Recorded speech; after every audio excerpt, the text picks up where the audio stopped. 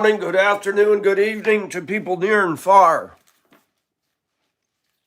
Cross-dressing, cosplay, curious, or fun?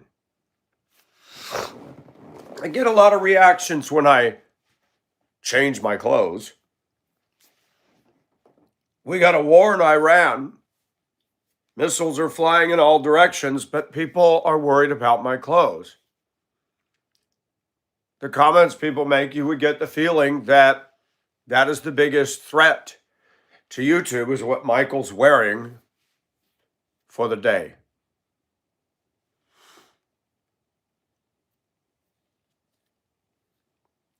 Good morning, Mr. Hinkle. How are you? And I forgot to set. Let's see if this works. There we go. I like to wear women's clothes because they feel good. I like to wear women's clothes because sometimes I feel like it accents me better as a man than most. Most cross-dressers look like this. I looked at cross-dressers. I'm going to be brutally honest. I'm going to tell you ones that I don't think are attractive and ones that I think are. Most people see a cross-dresser and they think of some old dude like that. That does not work in that guy's favor at all. That looks like a woman who was possibly a waitress in a diner for 40 years and she's washed up beach whale. Just my opinion. And I looked at cross-dressers. I looked at them and thought, okay, if I'm going to judge based strictly on how well they pull off being feminine, most can't do it. This guy, the clothing is cool, but he's clearly got that rocker face. You can tell just by looking, that's a dude. Good morning, Ricky. How are you? And thank you, Molly. How are you doing? This one looks like somebody from, I don't know, back in the day. I don't think he's pulling it off.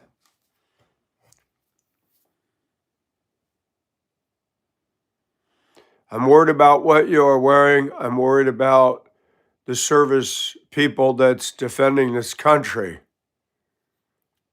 Hinkle, are you joking or are you serious?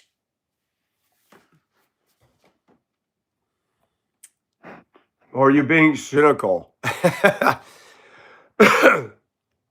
This is your traditional cross-dressing guy.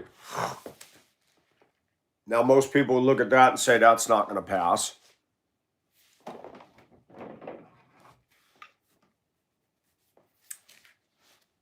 I think Fred Hinkle's straight on. I know, Fred, and I've watched enough of your comments to know that I think you got a bigger well-adjustedness about you. That you allow people to be unique and you don't feel threatened by it. So this morning I did this. Now, I look like a guy, but I can pull off the androgynous look. I think. Now, women and men are going to look at me and think, oh my gosh, what? This one here can pull it off a little better than most. Nice eyes, nice lips, wears the lipstick well, slender petite. The face would fool me.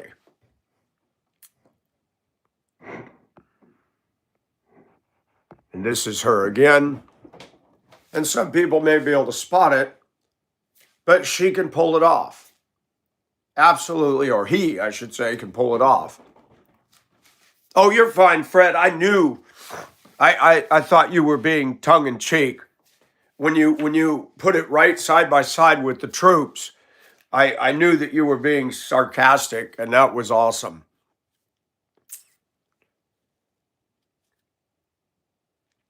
And cross-dressing is interesting. Most cross-dressers don't look good. This one here at the flea market, he's a married man. I'm not attracted to him.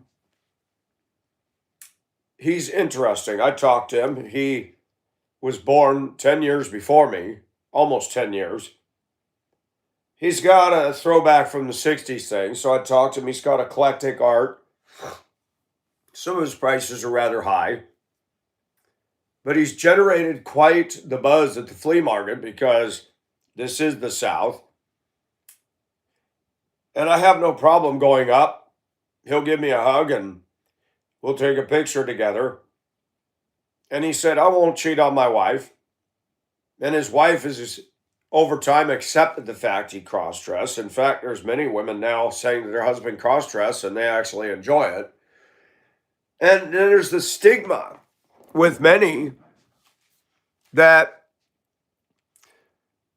people see that and they think that I'm humping men. I've been very honest that there are times I've had a bi-curiosity, but I've played it through enough. Hello, Krebs. Is it 5 days? You're right. Is it the 21st?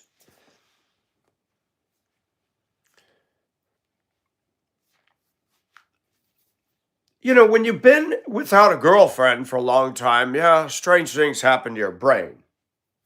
But for me to date a guy, to fall in love with a guy, no, I could never see that. Sometimes for me, there's what I call occasional off the main beat desires that roll through me. And you play it out in your mind and you think, okay, that was fun. But after you've entertained the idea, you go, but that's not who I am. I've often thought it'd be fun just to do a social experiment, dress very lady, put on the makeup, have somebody do the eyeliner and stuff, and just watch what happens in a public place. You know, I don't want to get more than I bargained for sure. It'd be fun to have a camera strapped to me and just watch humanity. But I think life is interesting. Krebs, how are you?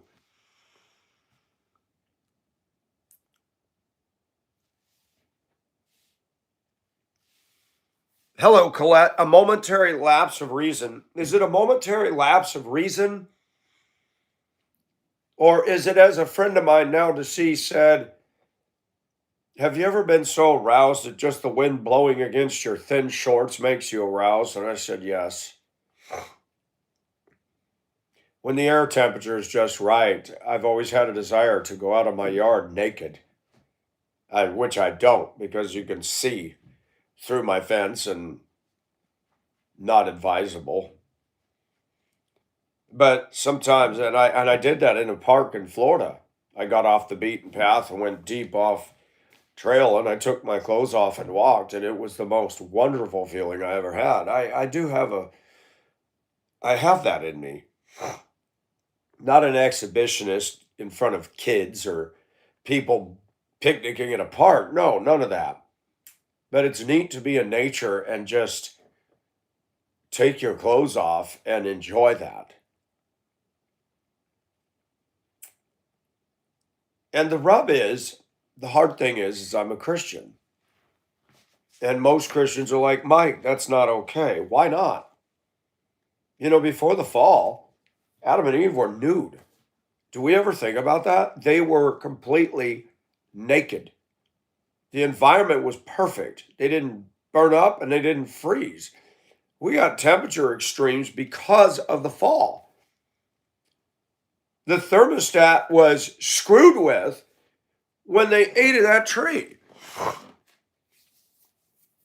Oh, I'd love to experience a nudist colony. Wouldn't bother me at all. Got you, Krebs.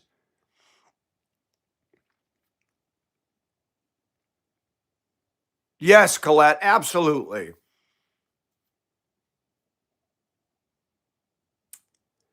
Yeah, big, and that's interesting. Now I'm careful. I wouldn't do that here. Nowhere here. The culture here is different. And even though this is a population of 200,000, seems like everybody knows everybody that knows everybody. You got to be careful what you do in towns like that because you do something, you could have your name in lights. Wow, hunting season and they're walking around naked. Don't mistake it for a deer. Shoot somebody in the butt.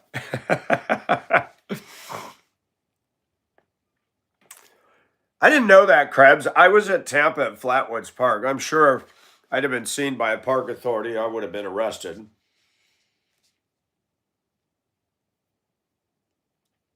There was a park in Spokane I used to go to. It was called the People's Park. And it's weird that it's called a park. No, it didn't have playgrounds and stuff. You went in, parked in the parking area, and walked into it. It was along the Spokane River. It was raw and wild back there. And it was a cruisy site. You had the river on one side, and you had a creek on the other, and the creek area was more private and secluded, and gays would walk around half naked and feeling themselves. And I experienced that. Then I'd go over by the riverside, and there's men and women over there, scantily clad, smoking blunts and doing whatever they do. And it was like, wow, this is almost like a minor version of the 60s over here. It was a trip.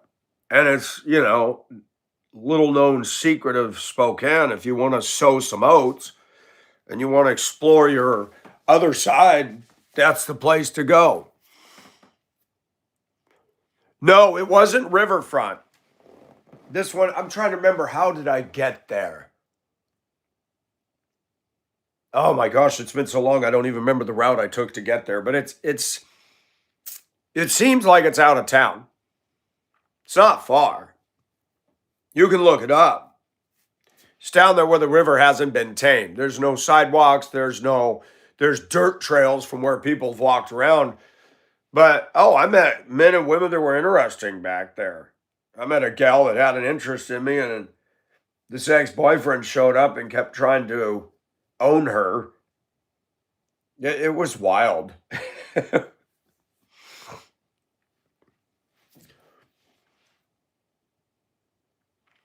How?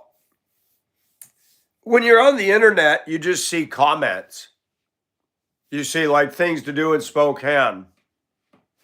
Or I would even type in hookups. You can do it. You can do it here in Augusta. And what they'll mention is fascinating because I've never seen it in any of these places. Pendleton King Park, years ago, the police were called because it's surrounded by residential neighborhood. I like to go there because it has a tank, and I go in the day. Well, at nighttime, people were going in there and doing anal in the bathroom. And they got caught, and they did a huge raid and a bust, and people were complaining about homosexual behavior at the park. But they call it gay cruisy, and you can look it up in any town. Where are the big great gay cruisy sites? They said Walmart, one of the Walmarts, and Home Depot. I'm like, Home Depot? I thought people were going in there to get wood. Oh, they are going in there to get wood. A wood. Now, I've been to Home Depot when I was buying my stuff, and I never felt that vibe. I'd go and dress like this. There were men that would be helpful and nice to me. I'd be pulling a big 4x8 sheet of plywood and, hey, let me help you with that. And I took it in stride. Thank you. You can look it up in your town if it's listed.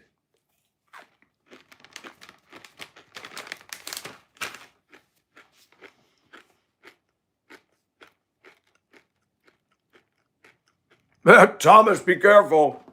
Don't get nailed.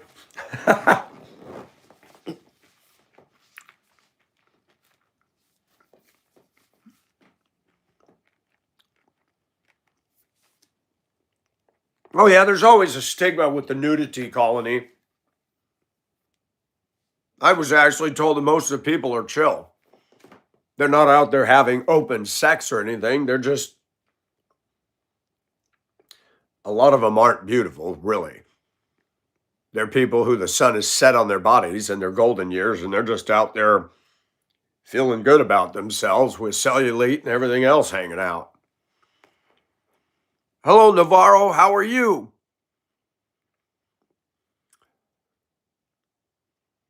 I've heard that, Big Jimmy. I've heard that. Truck stops. Oh my gosh. What is the name of the one in Commerce City? What is the one called in Commerce City? They said it is a big one. I worked in Commerce City shagging trucks. Oh, what is the name of it? It's a big giant teapot. That's the emblem. Oh, what is it? And they said that that is the place for truckers to hook up. That's good, Navarro. Thank you.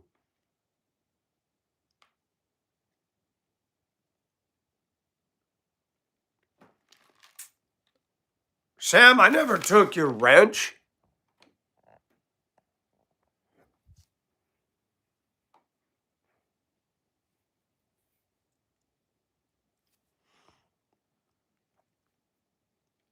That's strange.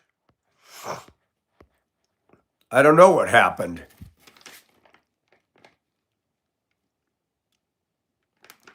You weren't blocked, at least by me.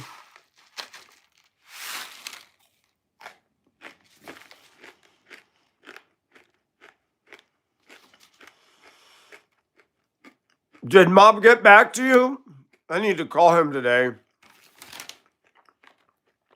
Krebs, I heard that.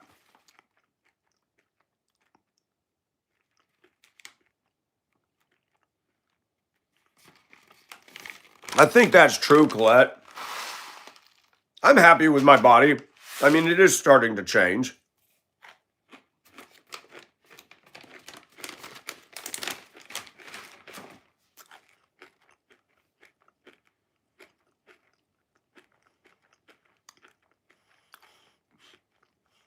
Lovers.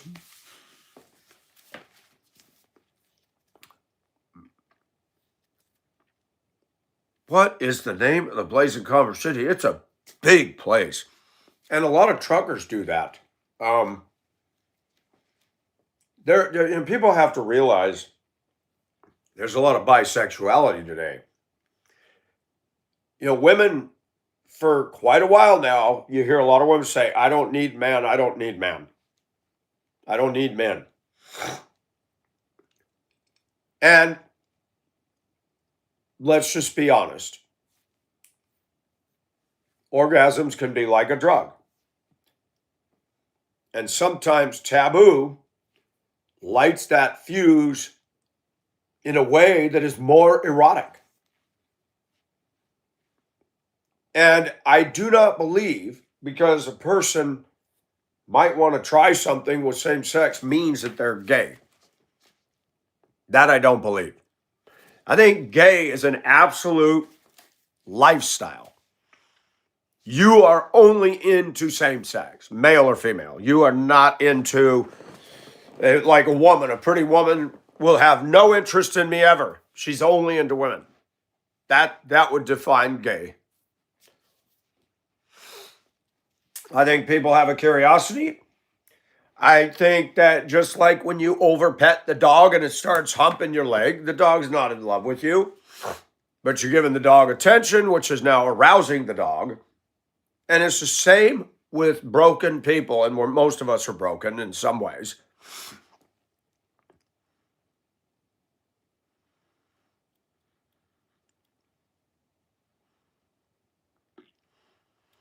Navarro, I did not know this. Hello, Ofer. I haven't seen you in a while. I know you've been here. How are you from Germany? Well, Sam, let me see something. And it doesn't show me who removed it.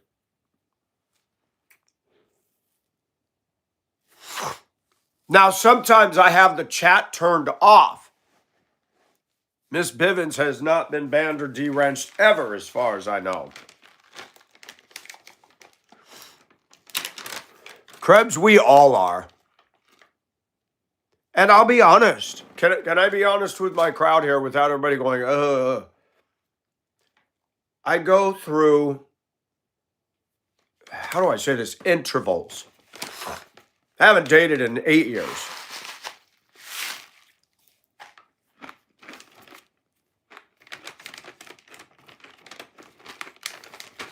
They talk about drug addiction.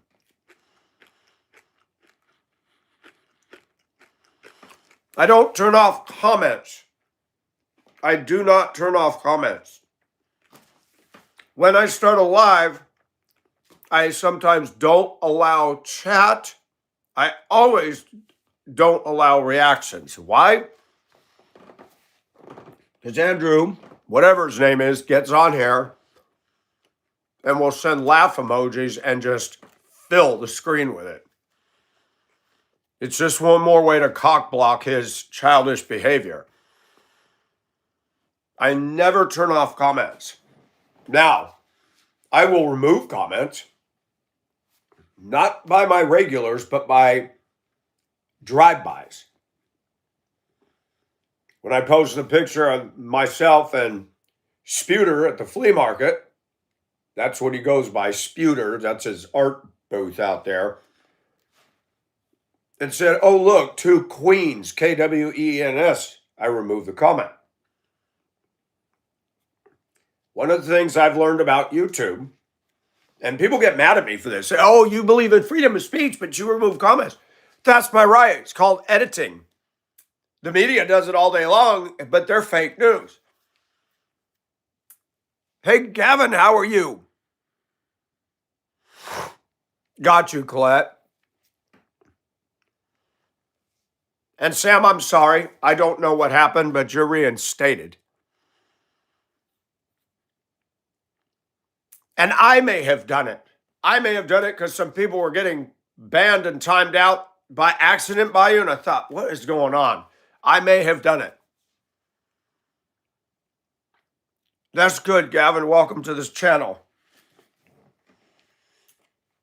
Sexuality is interesting because it is very fluid with me. I don't look at most men and think, I don't think that. Me, when I go out in public, I'm not eyeballing guys. I generally look at women. But there's a dynamic that's happened to me over the years that people even now lately ask me as they get to know me, Mike, how come you don't have a girlfriend? Mike, how come you're not seeing anybody? Mike, I want to turn around and say, what the heck is your business what my personal life is? Favorite movie, I have a few. My favorite one, there's a lot. Castaway with Tom Hanks. Adrift. Came out a few years ago in the theaters. There's a few.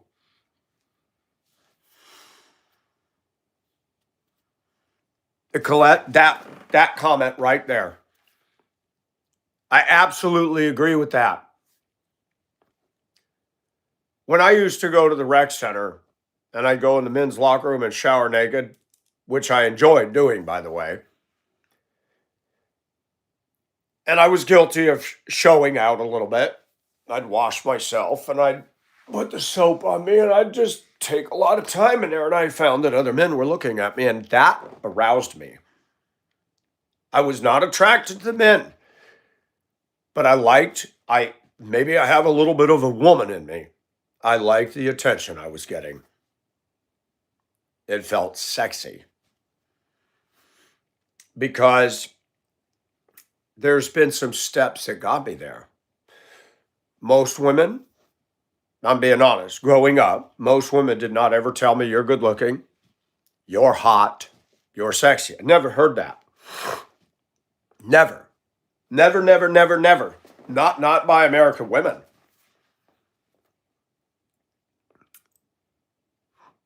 Yes, I love the attention. And with me, I'm not homosexual. I could never do backdoor entry or have it done to me. Have I felt, kissed, embraced other men? Yes, it was nice, but not all. I don't feel that. I would never look at anybody in my chat here that way. People that are my male friends, I never even envision, nor would I. It's more people that are in the distance, where if you feel that, I used to sit in the hot tub, and when the water's all churning and there's lots of people and be crowded, decent looking guy would sit next to me and I'd feel his foot bump me and his hand touch my leg. And sometimes I would grab his hand under the water. Nobody'd see it. There was something provocative about that, but not all. I didn't feel that.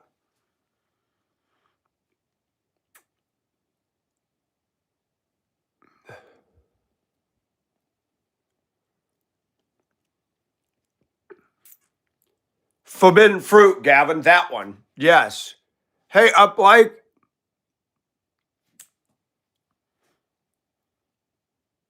I'm very honest. I'm a Christian man, admitting that even though I'm a Christian, I'm familiar with the word. I'm going to church today. Do I have this discussion in my church? Absolutely not.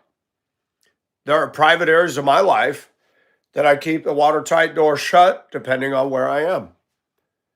Number one, it's nobody's business. Number two, I'm not in the ministry. I'm not a pastor. I have a YouTube channel. I would not want to be a pastor. I have too many things that don't qualify me. I have too many things that don't qualify me. I do have a temper. My mind is a moral cesspool sometimes.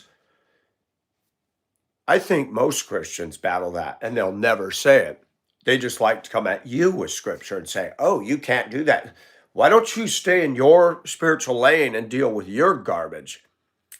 And I've noticed over the years, so many people want to play bossy butt over Michael. I don't know if it's the way I carry myself.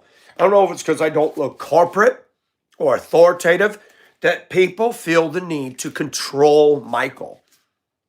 That has been a dynamic everywhere I've gone. And when I finally stand up, man, you are not my boss. You don't pay my paycheck. Get the heck away from me. A lot of pastors have a struggle with internet adult material. That came out years ago. They're in their study. They're by themselves. Are you lonely tonight?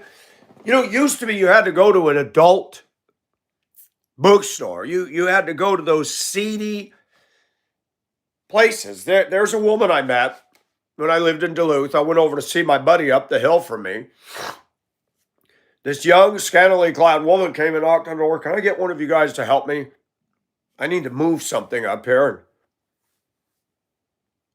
He was big and overweight. He says, Mike, why don't you do it? I said, no problem. I'm like, oh, she's cute. She informed me she was a stripper down at Wabasha. I don't even know if it's still there, but it was downtown Duluth.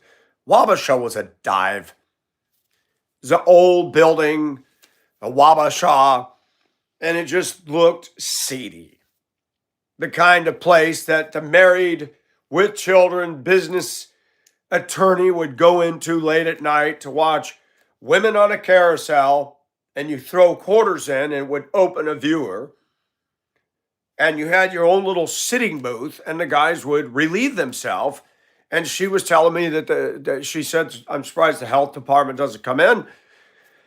Guys are relieving themselves, splattering it everywhere and making a mess. And, you know, it was disgusting.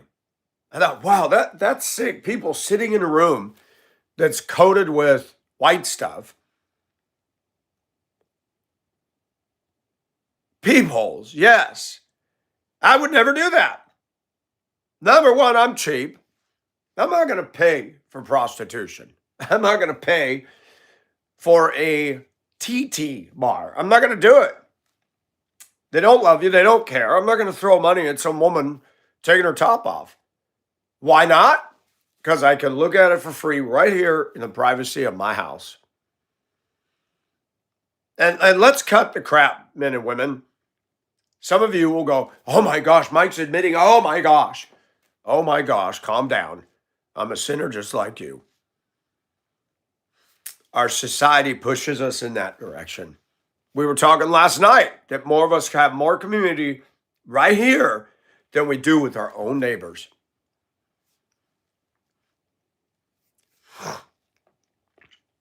You had a people at the high school? Are you serious? Shoot, we heard of stories of guy and girl going under the bleachers and doing naughty things in the gym.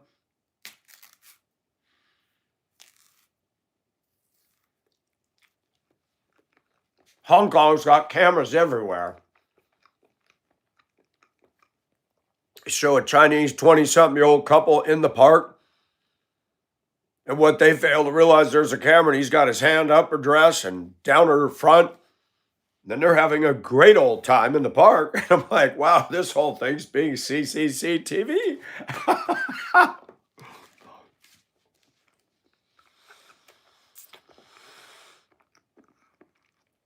No, I'm not a girl. Tracy, you know that. I'm a full-blown male. The wearing feminine clothes started a couple of years ago. Like I said, I haven't dated in 8 years.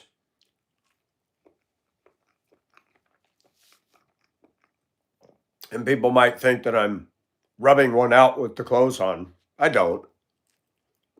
It feels sexy. It's arousing. It's erotic. I envy women. I don't want to be a woman. I don't want to have a period. I don't want all that. I'm a guy. And it seems to me that we're being punished if we be honest about those things we're not supposed to be honest about.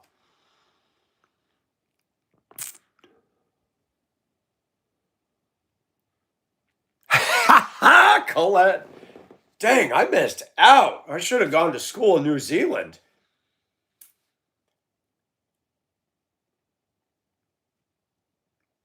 Look, I've seen some things in my life. I have seen some things. I've learned something. When a girl wants to show these, she's going to. She's going to. I remember I was shocked one night. There was a gal named Dawn. I started seeing her. She lived in Hermantown. I lived in Duluth, and I rode the bus. And it was summer. I think it was a Friday evening, and she called me. She said, you know, my mom works at St. Luke's, which is just down the street from you. She said, if Mike's willing to come when I get off at 5, I'll take him out and you guys can hang out. I said, right on. Mom was real nice. She had a big old blue 2-door car. I don't even remember what it was. It had a nice sounding motor. All those cars are gone now. I remember we visited for a while. And then she went to take me home, and Don and I sat in the back of this big car, and Mom was driving and smoking her cigarette. Had my arm around Dawn, had my hand here, and she grabs my hand and literally goes like this. She was well endowed. No, she went up under the bra. And I mean, just like that, I was shocked. I was like, wow, she wanted my hand on her breast. I was electrified. That was rather nice. We're in the dark. This wasn't these modern cars where all the lights light up everything. And I'm like, oh my gosh, I'm on fire back here. And I felt such guilt. I told her the next day, I said, I can't do that. I'm a Christian. She looks at me, she goes, I didn't mind it, Mike. I'm the one that grabbed your hand. And I would have this heckle and jekyll. so much guilt about everything. I felt guilty when I was climbing the poles and it felt good. I loved it, but I felt guilt. And you're forced underground. And then I grew up with a domineering, abusive mother. I didn't even have to do anything and I was guilty. And I went through most of my life thinking people were not nice to me because I had done something wrong. And I had to find out you didn't do anything. That person's a jerk.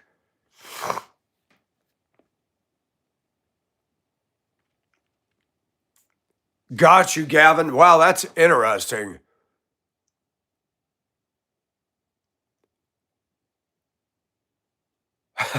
People. Kids are smart, man. They will find trouble like that.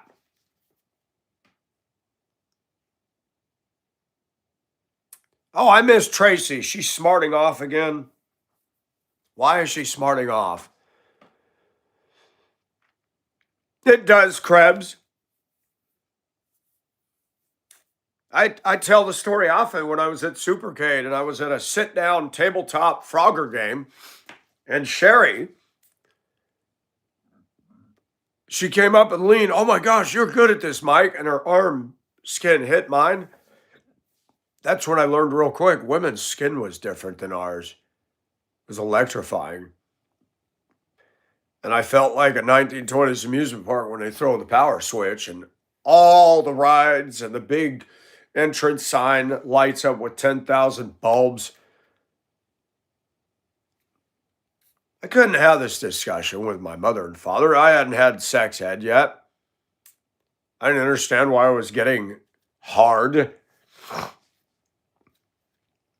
I remember that happened when I was really little, pre-puberty. I remember being in my room in LA. I don't remember how old I was. It was definitely elementary school. All of a sudden, I had an erection, and I was like, what is this? And I'm touching myself in the dark, and it was like, this is fun. And that can be blown into flames by a variety of influencing factors. My mom was very, very, very unloving and non-demonstrative. I felt, hey, Megan, hey, Tiffany.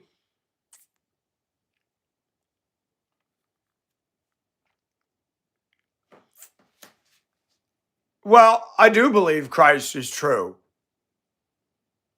I mean, I hope you're not saying wake up to me in a snotty fashion. I'm more than awake. I know the Bible well. But there's this thing in American culture and Christian culture.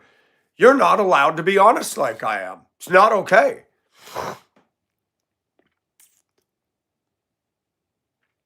Didn't have a people. We didn't have a people at our school, but I heard stories about things that people were doing.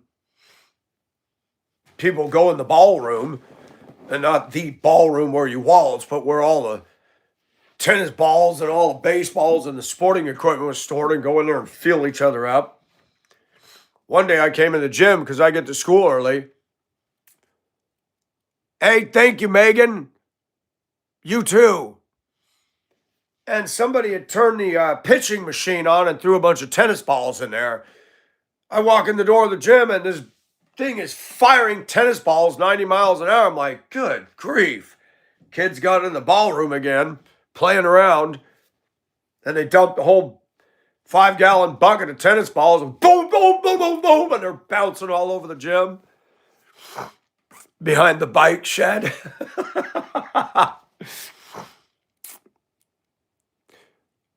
Can you borrow $750,000? Even if I had it, that'd be a no.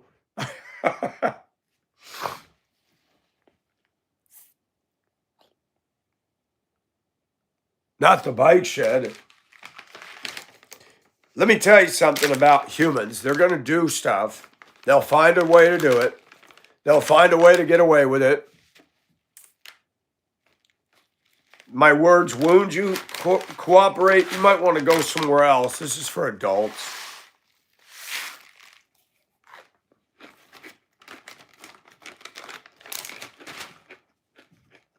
This is not titled Eggshell Chat.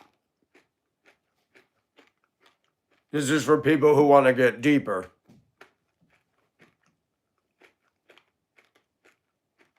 There's always a risk when you put yourself out here. But know this, there's viewers and there's people that struggle with their own private hell.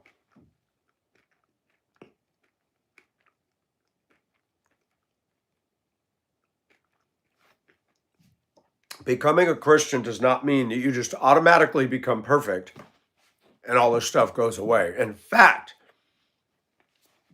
60 years of my life has gone by. And you know what I've learned?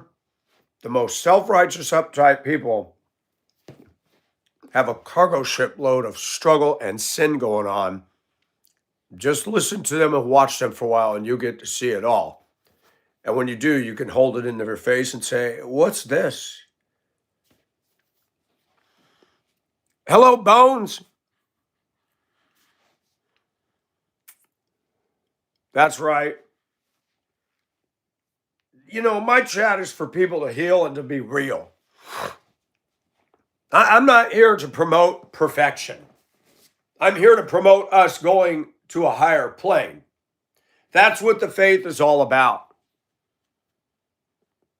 It's all right, Bones. I got a lot of stuff done, mowed and raked my yard. Did some outside painting. Cleaned the bathroom. I keep my bathroom pretty clean, but I like to scrub it down. Feeling like let's start tackling these projects and stop wasting a Saturday. I missed the school district where I had tons of holidays and I could blast out stuff in a week. We don't get holidays. I mean, our next holiday is Memorial Day that's paid. And then 4th of July, then Labor Day. But that stretch between New Year's and Memorial Day, that's what, 5 months?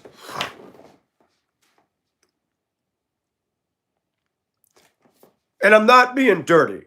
I'm not handling this in a classless fashion. Hey, Froggy Frog, we all have a struggle with something. Some of you that don't have any libido or sex drive, they don't struggle with this. But there are men and women in here that have had those things fly through them. There's women in here that saw another woman and they felt something. So what? And people will beat themselves up and condemn themselves. I think it's normal to see something and be attracted to it. And people want to get in this, well, you just can't act on it. Well, yeah, you're not supposed to.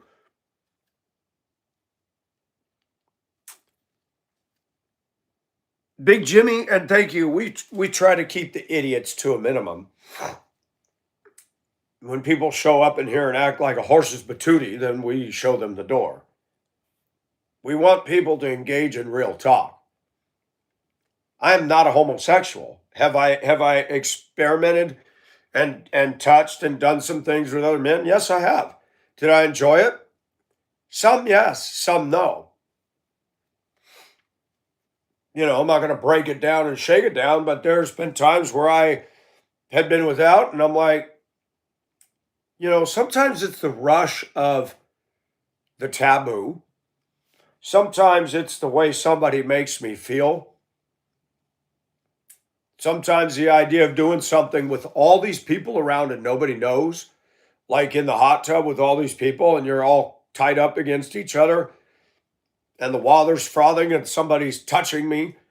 And I'm like, this is awesome. There's 20 people here and nobody knows what's going on. This is making me really aroused.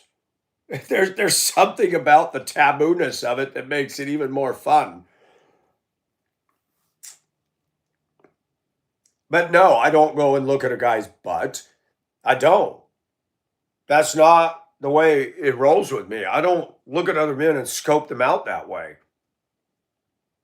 I was talking to a woman last week at Walmart, and I had a half shirt on, and she kept staring at my belly groin area, and she was talking up a storm to me. It didn't take me 2 shakes to figure out she's definitely being aroused by me. And I thought it felt good.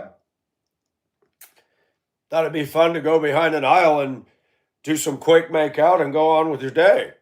I mean, that thought went through me, but Walmart's got cameras everywhere.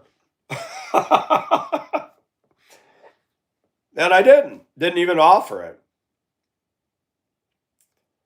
It's funny how that works. Sometimes it's just a moment of passion. I remember I went to do a Carl's Jr. when I was in middle school. We were coming from LA back to Mammoth, the butt crack of dawn, so I get to school on time. Stopped in Carl's Jr. and I remember the server had the yellow and brown uniform on. And she had a nice chest and you could see almost down her shirt. I'm just like, man, for the rest of the day, I kept thinking about that Carl's Jr. lady that was Hispanic that was so hot. It's just, that's the way it is.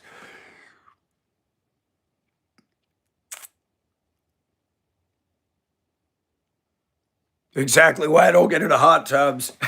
Colette, you're funny. Hey, K Jeff, how are you?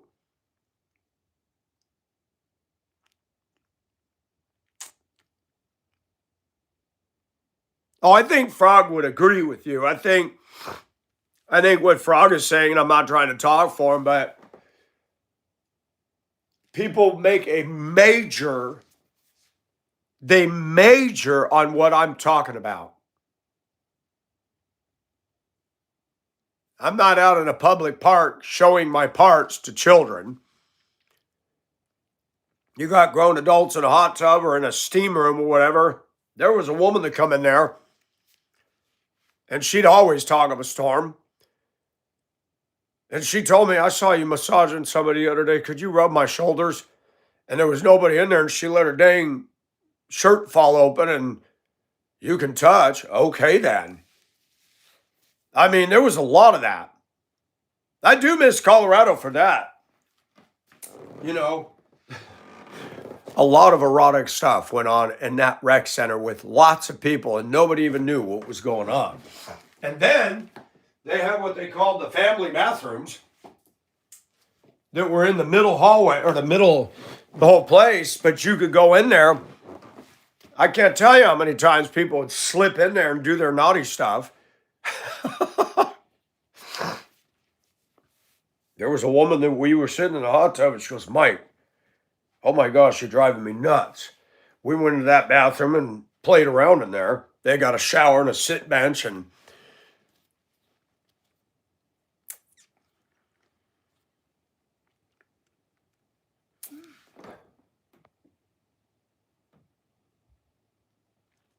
really? She has a doctorate degree. Hello, F9.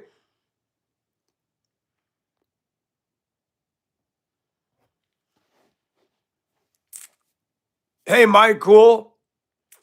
Yeah, YMCA. Boy, isn't that the truth? What's that song about? You can have a good time. I mean, it's true.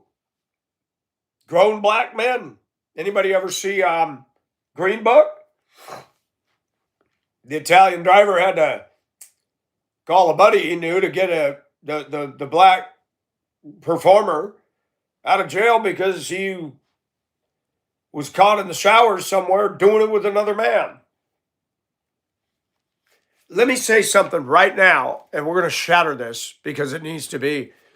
The way we treat each other in our society contributes to the sexual deficiencies in our culture. The way that we treat other human beings is a major contributor to the sexual deviancies and deficiencies in our culture.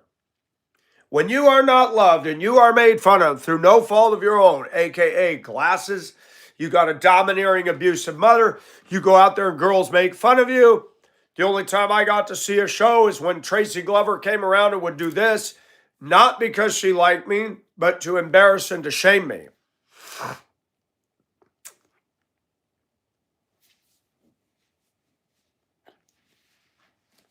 That has bearing on us.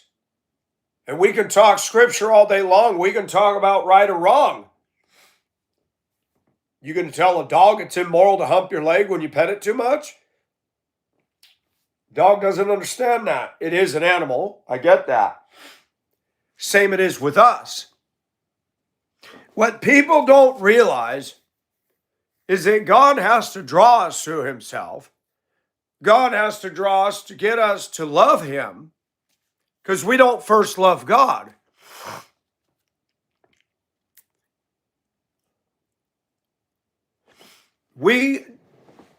My sexuality has been affected. I told about a kid named Mike. We would go and harass the girls on the playground, which was normal behavior in 5th grade. And we had this cow pie sagebrush fort at the opposite end. We had the largest roaming area playground of any school I'd ever been to. And there was no residential neighborhood. It was surrounded by BLM land, cattle grazing, and sagebrush.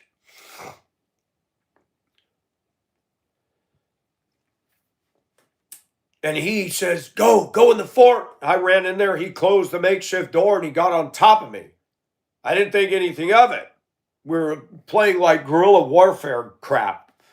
He started massaging my neck and shoulders. And I remember as a kid, that felt so good. I didn't think anything sexual of it. I said, man, that feels good. He said, I know you needed it, man. It didn't dawn on me until sometime later, when my hormones started reacting, that he definitely had designs on me. I don't hold it against him. He would tell me stories on the playground that didn't make sense to me. Forgive me, I gotta blow my snout.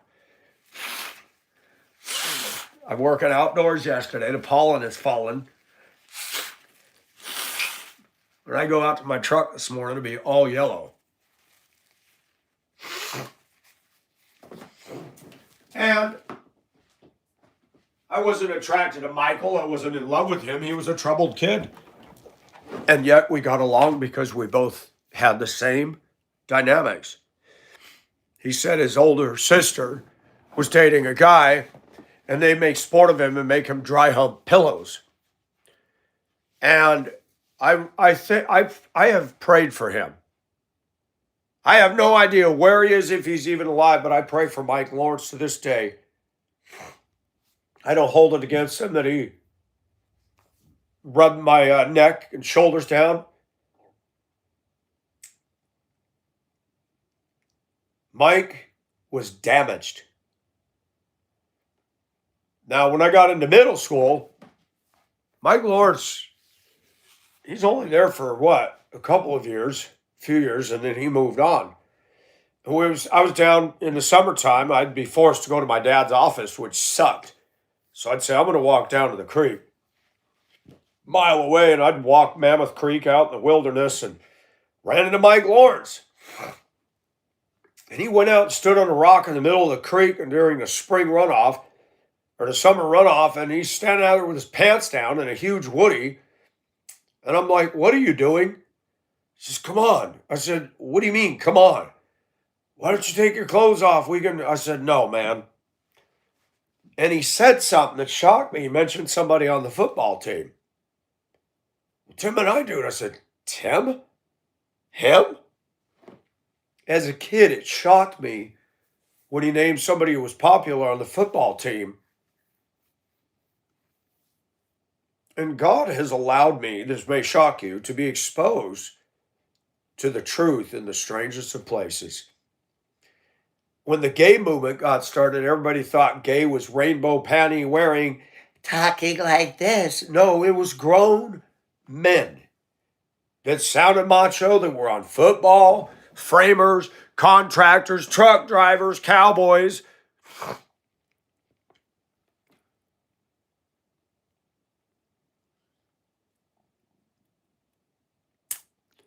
Thank you for that, Frog. Sinners have reduced the value of Jesus dying for us. Well said. Tim the Toolman Taylor. Not every guy suffers or struggles with same-sex desires. Not every woman struggles with lesbian desires. But I'm going to tell you, I've had grown men that love women look at me and say, you know, Mike, you're kind of hot looking. So what? I'm not offended by it. There are some men that can pull off feminine very well. Most cannot. And yes, I used to go to the steam bath, not the rec center, and that was more concentrated. You went on men only days. Pay the $20, you can stand there all day, and I did. It's decadent. It's Corinthian. And I didn't always do things in there. I like being naked in a place like that. And it hit me. You can't be naked. Now, listen to what I'm saying. You cannot be naked before other Christians. And what I mean by naked is minus clothing. I can be naked, literally naked. Guys would walk by. You had straight, you had bi, and you had gay. I had straight guys. We had great conversations. There's nothing more awesome than sitting there naked with a bunch of men talking about politics, God, and everything else. There's nothing more freeing than if a grown, good-looking guy is looking at me going, man, you got a nice body. Validation is validation, guys. And I've learned something by watching Humanity. When you don't get it and somebody gives it to you, the impact is powerful. So people can say whatever they want. Some people live in a fearful state. They've been damaged or sexually abused. So they'll hear me talking. Oh, no, wait, nobody, blah, blah, blah, blah, blah, whatever. Not everybody's the same.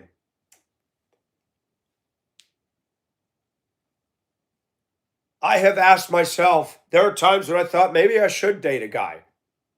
I can't. That's not who I am. And it's not just me trying to tell myself that. I'm more spontaneous. My hormones are raging. And if I was in a public place and there was dancing and a feminine, long-haired guy with makeup on wanted to dance and get close to me, I'd probably say, okay, let's do it. But he's not coming into my house. We're not going to get that close. Because as I get older, I'm very guarded about who I let into my inner sanctum. I'm not here on YouTube. I'm very vocal. And that doesn't mean I'm easy. That doesn't mean, oh, some guy can just be, oh, I'm going to hook up with him. No, you're not. No, you're not. I like women. But let's talk about the complication I've had with that. It's 2026. You think I can go up to a petite, attractive woman and get a date with her? It is not going to happen in America today. Even my channel show me that. Women will fluff me up. They will tell me you're this, you're that, you're good looking, I like you, and then boom, no more conversation. Hey, brats, I'm doing all right. How are you? Why not what, Michael? I couldn't date a guy because I'm not into men. I'm going to be honest. I'm not into hairy men. Hairy chest, hairy underarms. The smell of men is very different than women. I wasn't made for that. I was made for a woman. But women have transmogrified in American culture, in Western nations. They buck us. They resist us. They want to be on top. They want a bossy butt. They want to control. They've emasculated us males, most of them. They don't want a man. They want a repackaged male that does their bidding.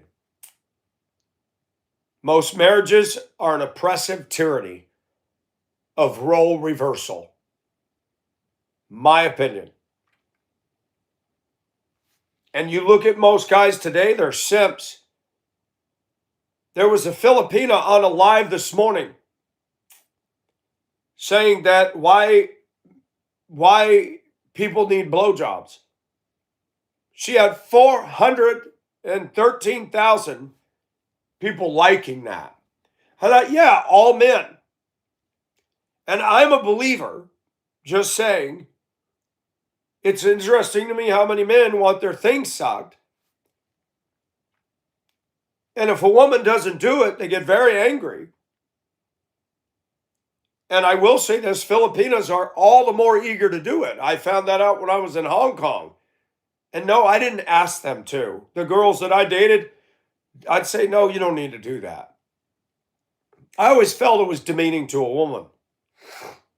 Women have been trained that that's what a guy wants, so they'll do it. How many women like doing that? I don't know. You talk to most of them and they tell you they don't like it at all.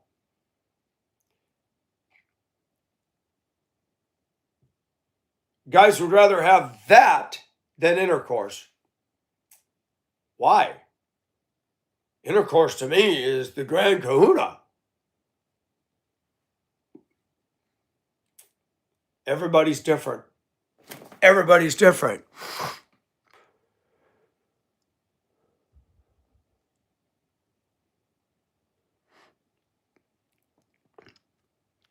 Well, thanks for your honesty, Michael. Now, are you male or female? I look like I like attention. What does that look like? Can you really define that? Tell me anybody who doesn't like attention. These guys that rev their cars and trucks up and down the road, and I've got my back turned doing yard work in a t-shirt and jeans. And they get right here. Why are you trying to show off to me another man? I'm not impressed with the noise you're making. You're a douche.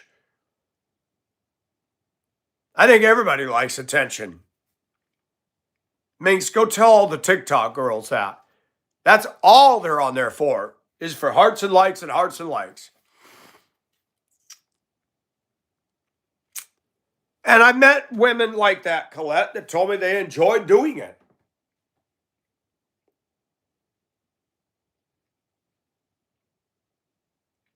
But I've studied sexuality long enough to realize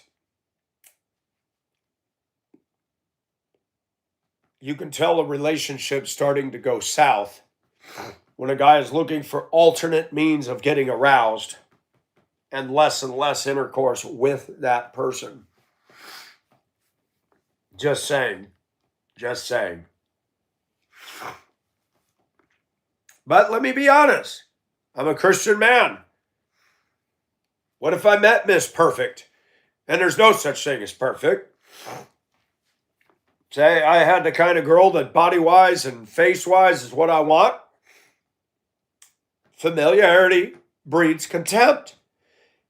So you're a Christian. You're reading the Word of God. You go to work. You love your wife. You do what you do. And then you get this strange sexual thing come floating through your brain. That's why you got so many couples doing swinging. So many couples looking at adult material together. I've talked with couples that have open marriages. I've talked with couples that look at adult material together and they said things got better when they both were looking at it. And I thought, well, that's a no-brainer. He's fantasizing over the girl in the video, using your body as the vehicle, and you're doing the same thing. You're not really into each other.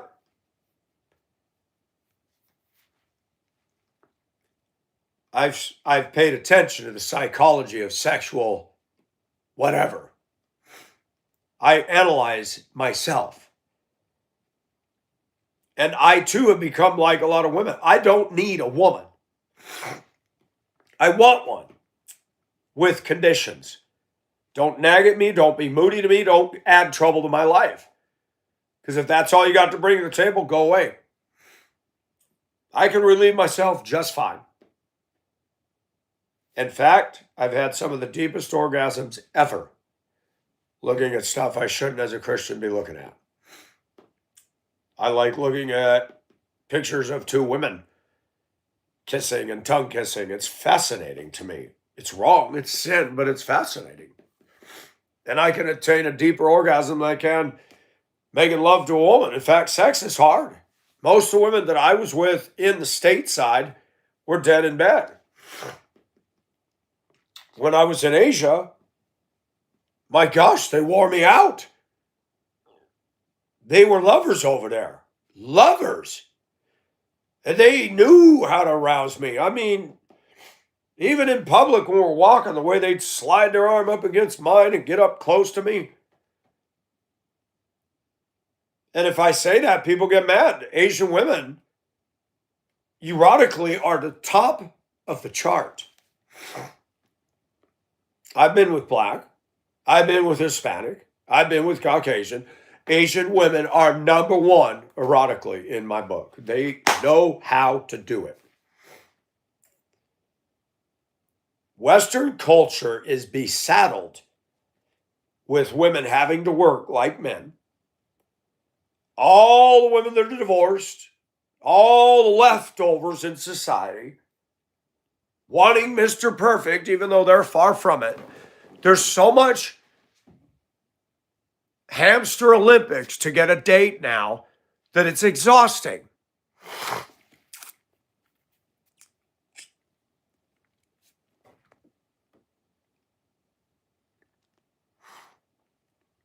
No, I don't know. I don't view porn as false truths. Number one, I realize all those women in that adult pictures, I'm not going to get a date with. Number two, personality-wise, they're probably a disaster. It's eye candy. That's all it is. It's a form of role play. You can see two women acting out a fantasy that I've always been curious about. And you can tell the ones that are acting and you can tell the ones that are real. Good night. This pollen is killing me today. Dump's good for a couple weeks and then it'll quit. That's why we're supposed to get rain today, which will bat it down for a day.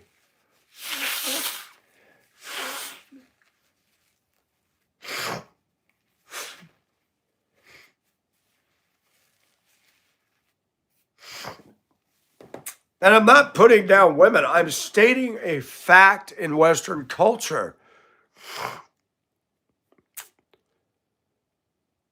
No, they're real women. I don't look at AI stuff. You can tell AI.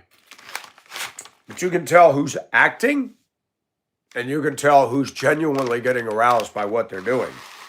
I'm not into acting on any level.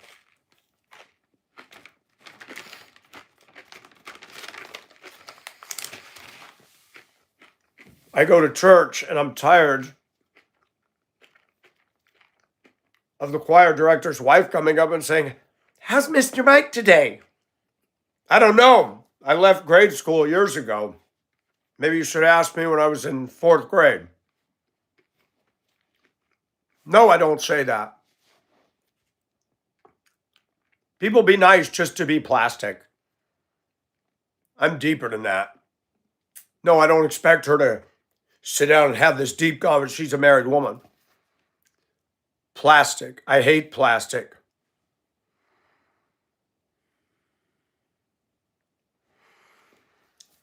There's acting. But I've also talked to women, Colette, who are aroused by other women more than men.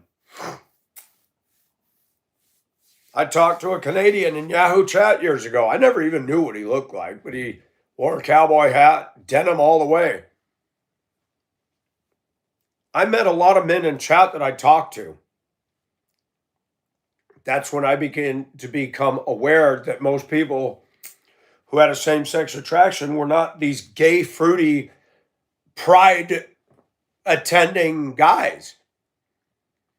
They were down-to-earth men who liked women, but that also got aroused seeing a man. I had good conversations with people in Yahoo Chat from all over the place.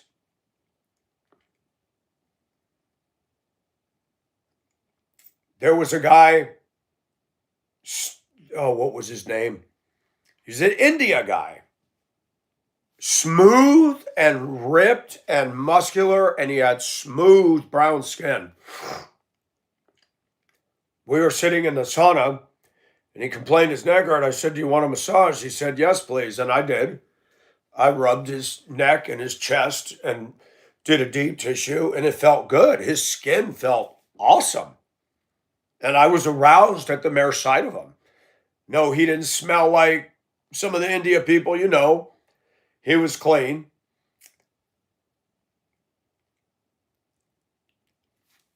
And he even said, Mike, you did good, but you better stop. And he laughed. He was getting aroused. So was I. Does that mean that I want to make love with that? No. How do you make love with another man? You can't. That whole backdoor thing, no way. That is for waste. That is not an entrance, it's an exit.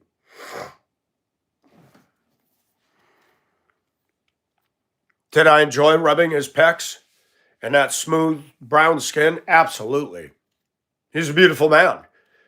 I've seen and touched some beautiful men, and it was very arousing. It was nice. It was nice to explore that in an environment where nobody was looking at you like, there's something wrong with you. Hey, Carmen, I don't, and again, people say, oh, you're a fag. No, I'm not a fag. I spend more time thinking about women. But then there's that part of me that says, you know, I spent a lot of years chasing women, and where did that get me? All alone in Augusta, Georgia, with a house and a job. That's it. The closer you get to anybody, in time you see the flaws, the cracks, the brokenness.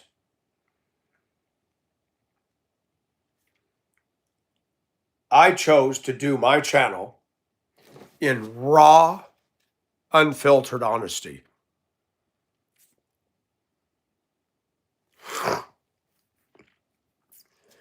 Yeah, but Colette, would you classify me as a gay man? Yes or no?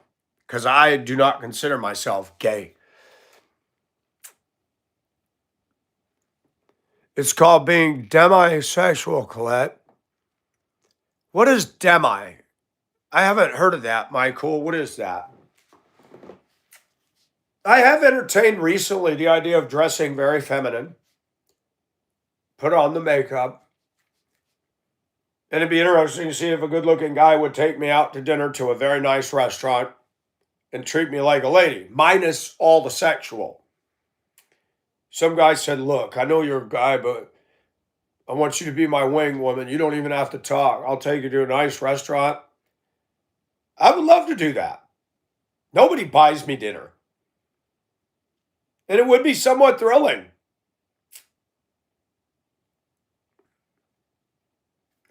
Do I want that as a lifestyle? No. People say, Mike, you're a Christian. And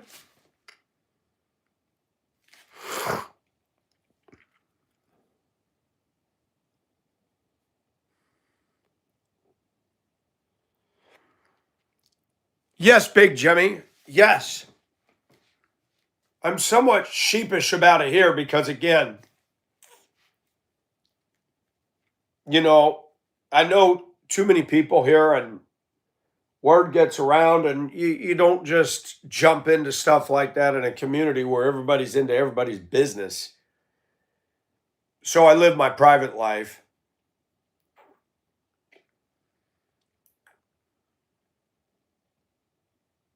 Do I want a woman in my life? I do.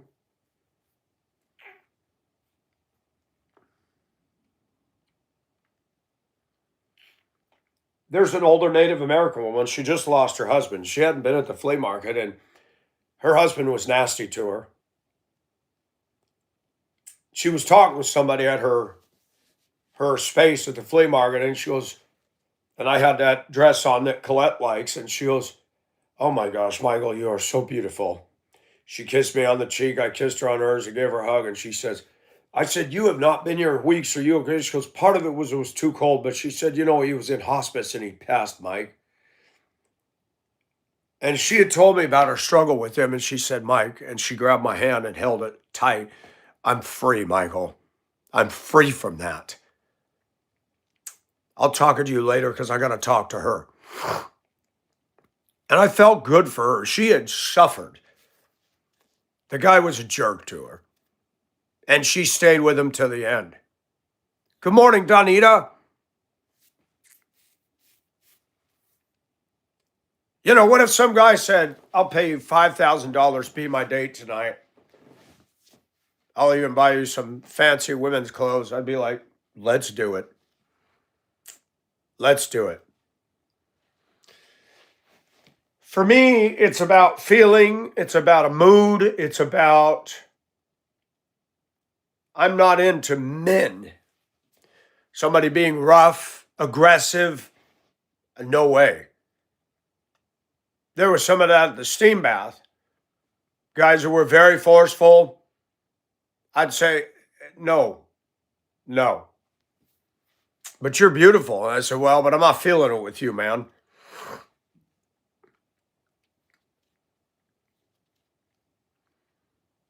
And I struggled because I'm a Christian. You go to church and you're ignored. The pretty women don't talk to you because they have this assumption that every one of us wants to get down their pants. Women in America, you need to stop all that. You need to stop rating yourself so damn high. Not all of us are thinking that. I can go to a steam bath and be myself and be accepted. And you go to church and it's cliques and it's look down people's noses and they don't even know my life story. I wouldn't tell them. If they find my channel, people say, what if your pastor finds it? Then my pastor finds my channel. Am I going to suddenly, I can't? No. If he said, I got a problem with what you're doing on your channel. I understand, Pastor. And that's why I'll never join the church membership. You join the church membership, then they're going to go like this. I attend. I tithe. And I don't rock the boat. And I listen to the pastor and I try to apply his stuff to my life. He's been preaching hard sermons. I'm like, man, I walk out of there feeling like there's no way I can live up to this ever. Is Christianity something we have to live up to? No, it is not. You listen to people like Paul Washer, they're wound so tight. They don't believe in getting on Facebook. They don't believe in being on social media, yet his stuff is on social media. And he's very condemning and he's very works-oriented. I'm not going to listen to that clown. He's an asshat. He's legalistic as all get out.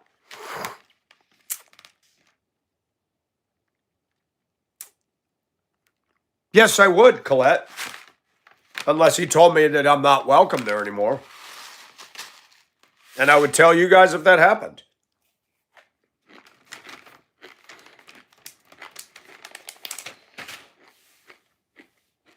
I find it fascinating, some of the discussions I've had about the word. I'll go into church and the pastor talk about something and I'm thought, man, he must have watched my video this morning. Rather, the Holy Spirit can speak through me and him. And I know that just confirms, man, I just said all that this morning. That's awesome.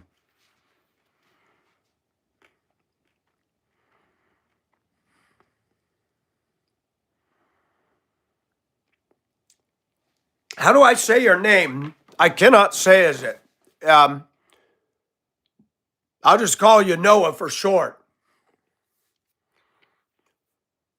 There's 9 women here for every guy. You mean in the chat?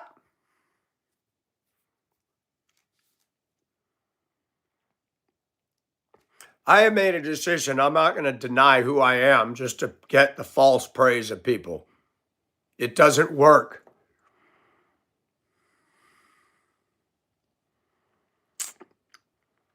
Absolutely, Noah. Tabooing everything. Being ultra strict. We know what happens. I drove school bus in Duluth for ISD. Well, I worked for a private contract company that was contracted by ISD, Independent School District 709 in Duluth. Because we're a private bus company, we also were contracted by St. Michael's Catholic School. And I had a Catholic route for 2 weeks that I covered for the lady who was out. Those kids were off the chain. And that was in the 90s. They liked me. And I remember I pulled up to do a field trip for them one day, long after I'd not, that I'd got my own set of routes. They come out of the school, them kids, elementary, oh, Mike, it was K through 8th, I think. The nuns come out of that school. All right, calm down. But it's Mike. He was our bus driver. And these nuns were so ultra strict. I thought, well, that explains everything. They go into that school. Some people cannot handle children. They don't allow them to be kids. Now, I don't believe in permission slips to let them do whatever they want, but they were happy to see me and getting yelled at because they raised their voice an octave and came to the door and got all excited to see the bus driver. That's screwed up.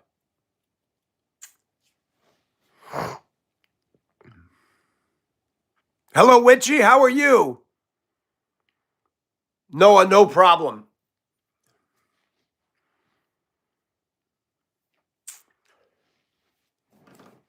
Christianity is not about being disingenuous. Christianity is not about hiding stuff. I mean, if I came onto YouTube and took off all my clothes, that would be inappropriate. But for me to talk about things and take the clothes off of an open conversation, I don't believe that's unchristlike. That's good, Witchy, and good to see you. I think a lot of Christians live a lie. They perpetrate a lie. Wear your Sunday best, act like you got it going on, don't respond in genuine conversation. When asked how you do, I'm doing well. Man, that is so canned. That's all people know how to say anymore. How's Mr. Right today? Boy, that just makes me feel like I'm back in grade school. I don't know. Who's Mr. Mike? I ought to just say that. I'm sorry. I've got a problem, and they do that now more and more.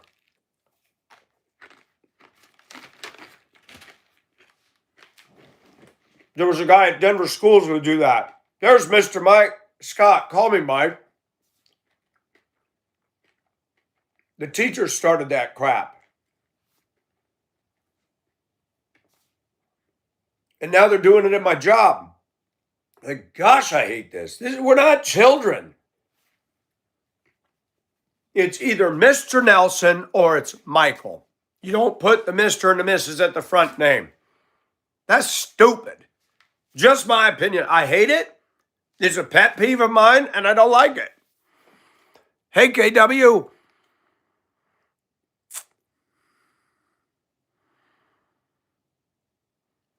Yeah, I've heard of that, Noah. I've heard of that.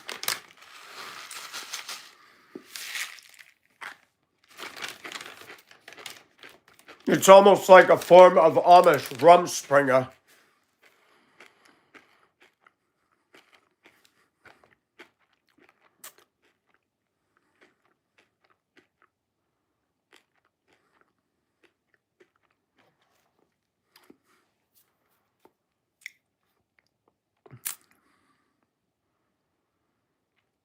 Mount Taranaki. Where are you, Michael? I love seeing people from other cultures come in here.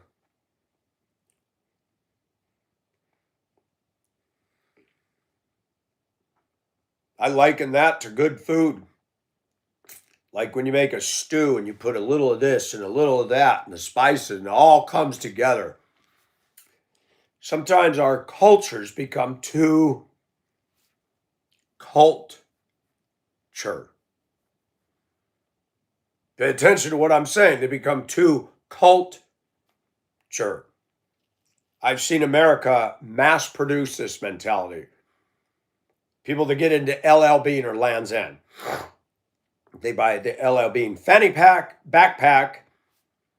They've got LL Bean stamped on the side of their Subaru. They hang out with other people that are into LL Bean wear. Talk about a cult. Or the bicycle. The bicycle. That is a cult. Dressing like Lance Armstrong, men and women. Excuse me. Dang pollen, you're short-lived, man. Keep it up. You're going to die. Bicycle people are really, really a cult. They all have that same way about them. They have that stone face, no emotion. They'll cut you off at an intersection when you have the green light and you honk and they go, boy, you want me to get fired up about a group of people in America I disrespect. It's them damn cyclists, the bike cult. These guys strap themselves into their pedals. Why they do that, I don't know.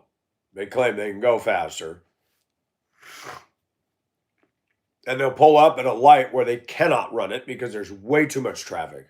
And they'll sit there and they're sharing a bike, and sometimes they'll fall over, and inside I'm going, serves you right. They're horrible on the road. They're horrible. They're rude. They don't respect the traffic laws. And then they'll yell at you, share the road. Why are you passing a city bus or a school bus in a right turn lane, in the right turn lane when they're starting to negotiate a turn? What are you thinking, bicycle? Your brain is not working. Or when I've got kids crossing the street and these bike Nazis come right through my stop sign, I've yelled, hey, you're supposed to stop in front of all the kids. That's what I get. I hate the cyclist mentality. They're idiots. Can I wear some cat ears? Nah, I don't have any. Should I put on some lipstick and change it some slinky wear for everybody?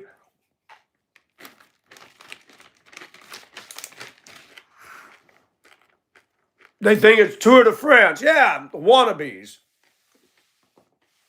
But I like trucks, and I cannot lie. Come on, the Ford Raptor. That sounds like something a little kid would be into. Plastic fenders. The Ford Raptor. Ooh, scary.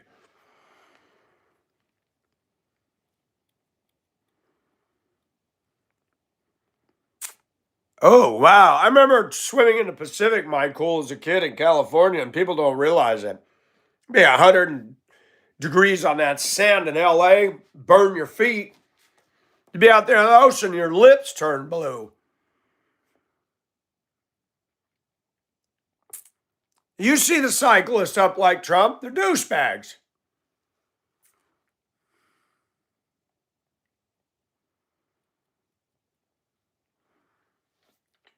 I was talking to my supervisor from Denver schools, and she said, this governor of Colorado is disgusting. He's spending millions of dollars to make bike paths all over. I said, oh, Colorado's the worst for cyclists. The absolute worst.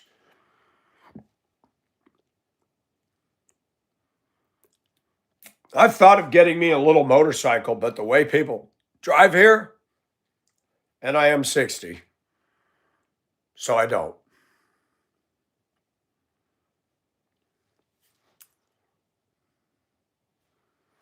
I remember when I was reading the Asia expat. Now, Hong Kong is like this, steeper than San Francisco. Extremely congested with people and traffic. And Aussies were relocating, expats. And I read the Asia expat forum, and they were complaining that there were no bicycle paths. Oh, you want a bike path in Hong Kong? How are you going to do that? It's not even feasible. And I got on there, I said, these people that come from other countries and want to bring their country here, they need to go home. This is Hong Kong. It's not Sydney. It's not Melbourne. You want your bike pass? Go back to your country where they got them. Thank you, Michael.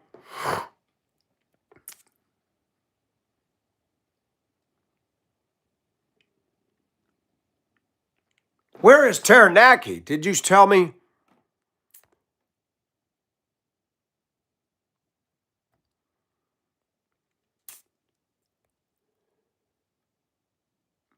Yep, Krebs, the bike people, the damn bike people. Krebs is cussing. Every time I see him, I groan. Colorado cyclists are the worst in the nation. The worst. And then you get these bike geeks, 3 guys in their Lance Armstrong wear. I'm driving a school bus loaded with kids up a steep mountain grade, no shoulder. And you come around a blind curve and there's 3 butts wide going 1 mile an hour up a steep ASS grade. They're not moving. The law says that I, as a bus, if I've got 3 or more vehicles behind me, as soon as I can, I need to pull and let them go by. You think the cyclists would get single file and let me go? Nope. I can't pass because it's solid double yellow lines all the way up those mountains. You think they're going to move? And the teacher will be sitting up front. She goes, oh, gosh. I said, don't get me started, ma'am. I can't stand these people. I'll stay 20 feet back. And you know what I'll do? I'm in an automatic. And I just go, and I rev the diesel. I don't encroach. I don't endanger. They start getting mad. They'll be,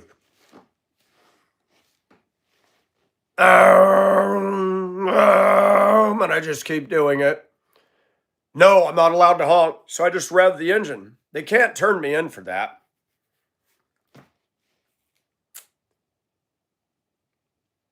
They're a-holes. You want the same rights, you don't have a license, you don't have insurance, and you're going to block an entire traffic lane in the mountains when I've got to get my speed up to go up the grade. You are a special kind of fool. If I see a truck or something, I'm going to get all the way to the right and let them go. Biking is supposed to be fun, and they should not be allowed on mountain roads unless there's sufficient room. Whoever came up with that idea was a bonehead. No. If I start honking, now I'll honk when they do something wrong, but no, if I start honking and blowing the horn, And I'm going to say something. I've been open about sex. Governor Paulus of Colorado is flaming gay. He's married to a man. And gay people come up with, let's get a bunch of bicycle paths all over the state of Colorado. Yeah, that's really important. Denver's got rising crime. Denver's got potholes. Denver's got bad streets. The streets are getting worse because they're donating and allocating all the funds for bicycle paths. You can ride from Denver now to Central City and Black Hawk Casino. You cannot ride on the interstate, so they took the old railroad tracks that were condemned and turned them into a bicycle path, paved and everything. Gay. Completely gay. I'm glad I left Colorado. That state, I got Colorado rage. I hate the state. People say, oh, the mountains. Yeah, can you afford to live up there? And when you get up there, guess what? There's cyclists all over the place. And then on the winter, you got all the skier a-holes. The ski crowd is another group of buttholes. They all come up in their SUVs. They cut everybody off. They speed. They go around you. They pass on the shoulder. I laugh every time I see those stupid Isuzu troopers and all them upside down. I'm like, good place for you, clown. They're aggressive. All to get up to the ski slopes. Let's drive dangerous. Let's pass in a no passing zone on a blind curve with a semi-truck with chains coming down the other way. Good idea, dweebs.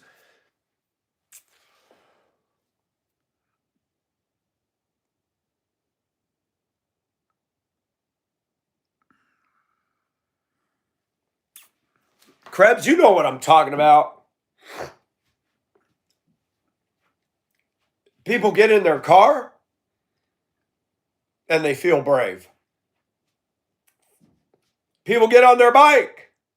You're more vulnerable on a bicycle and they feel brave. They'll flip off traffic. They'll drive through a solid red light. I'm just amazed at these Lance Armstrong wannabes.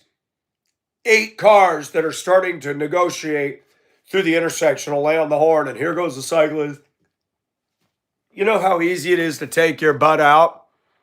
Do you know how many people have confessed to me that when they see these clowns in the mountains, they went around them and hit the brakes and messed with them? You got trigger happy people. You got people that get mad, and you're going to go out there and go like this to everybody when you're in the wrong to begin with? You're kind of dumb. Because guess what? When you're on a mountain lonely road, you could do something to somebody and there's no witnesses. No witnesses. Here in Georgia, you know how many no trespassing signs I've seen at the foot of these properties? No trespassing. I own a gun and a backhoe. Means I will shoot you and I will bury you on my property and nobody will know. So don't come up in here. Georgia's not a place you want to mess around. I dare you to come through my neighborhood and block a lane of traffic with a bicycle. The hood people will take care of that real quick. And you don't see bicycles down here. I love it. They're not down here because they know better.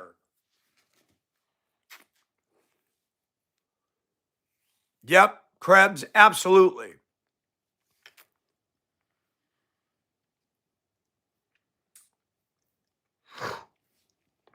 I used to ride my Raleigh mountain bike. And I found that motorists respected me. I'd stay to the right. Traffic would get this close to me. But I didn't feel unsafe. You ride, you be aware. I'd use my hand signals. Right, left, and I'd wait at a red light. I found that even in Duluth, people respected me because I was doing what the cars are expected to do. So I've bicycled, and I did what I was supposed to do. I didn't sit in the middle. The only time that I took up a lane is when I had to go into a turn lane to make a left. I'd get in the turn lane, and I'd pull partly in the crosswalk so the car could come up behind me close enough to activate the turn arrow. And as soon as I turn, I zero all the way to the right. I never had anybody honk. I never had anybody bother me. They thought, wow, this guy's riding the bike the way you're supposed to. Bikes need to yield to frickin' cars and trucks. They were designed. This is not China. We're not going back to the bicycle age. And you want to ride a bike, and you want the same rights as motorists, then get a license plate that they used to have in the cereal boxes for your bicycle with your little name on it and pay insurance. And have enough to go the speed limit and get out of my way. I'm not going to go 5 miles an hour when I got a busload of kids or I've got a commercial truck or I'm trying to get to work. Entitled bunch of spoiled brats. Can't stand them.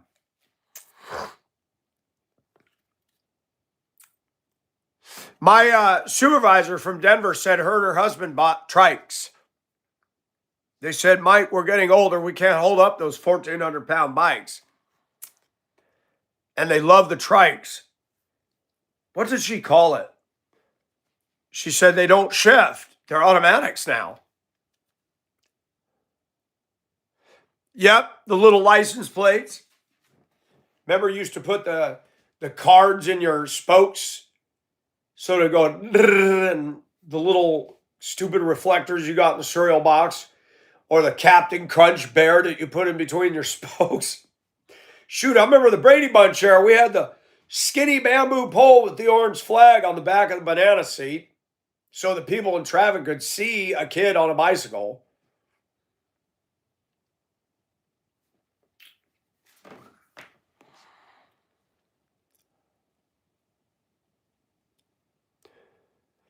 Michael, yeah, shoot. I support Trump, but I had a question last night about how far do we need to keep going with this? The Iranians aren't backing down. They're shooting at tankers and ships, and shipping companies are saying, screw it, we're not going up there. If I was a captain, I'm saying, I'm not sailing a tanker through that area. Absolutely not. You guys don't pay me enough to risk a shipwreck in my life with their drones flying loose. Who's BB, Sir Jacob, and how are you?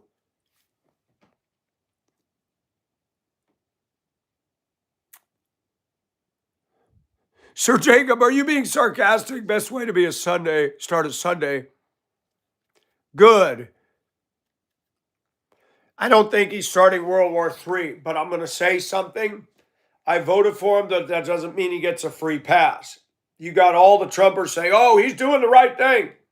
Here's the problem with the Muslim mindset. You got rid of an Ayatollah and 40 other men with him. I thought that would knock it down. Okay? Here's the problem. They're not stopping. He said 5 to 6 weeks. Didn't Russia think that when they were screwing with the Ukraine? And it's gone on how long now? How much is this going to cost us? It's okay to ask questions. You're not going to stop the Muslim mindset.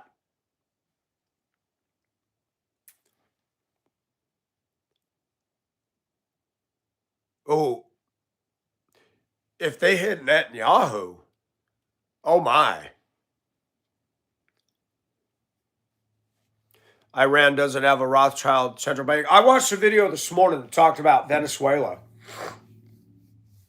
What motivates the U.S. to always get involved with oil-producing countries? Can we be objective, people? Now, I support Netanyahu when he came against Palestine. He had every right to do what he did. And other countries need to butt out, mind their own business. Now, this Iran thing is a whole different animal. Yes, they're a bastard. Yes, they're a problem nation. But there's a whole mindset that's never going to go away. AI is making this war worse than it really is. Hello, pretty black Dora, and welcome. Hello, David. And but why I didn't say good morning, I'm sorry. The price of diesel is way up everywhere. I noticed our gas prices drove up almost $1 here. I didn't top off my truck yesterday. I really need to do that before it goes outrageous.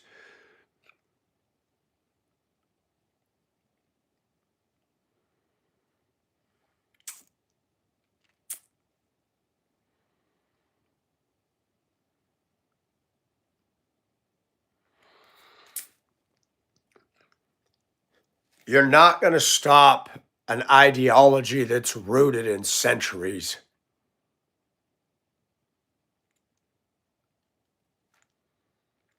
And I go back to the Bible. Ezekiel 38:39 talks about Gog and Magog, Persia, which is Iran. They mention places. They're going to all surround Israel one day, and God's going to destroy but a sixth of them. Could Trump be setting the stage for that to happen? Could Trump be setting the stage for America to get? I don't know. I'm just asking. I'm not regretting that I voted for Trump. He did say no war. We were led to believe that the prices would go down when he came back in. They haven't. They have not. They have not. And this is going to hurt the midterms when you got gas doing this. You hit Americans in the pocketbook, they're not going to be enamored with the sitting-in president that caused their pocketbook to take a dent. Either side of the fence.